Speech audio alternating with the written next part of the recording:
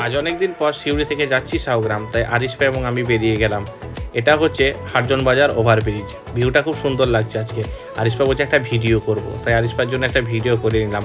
আমোদপুর পৌঁছাতে না পৌঁছাতে শুরু হয়ে গেল খুব বৃষ্টি, তাই এক জায়গায় দাঁড়িয়ে আছি, আমরা যেতে পারছি না।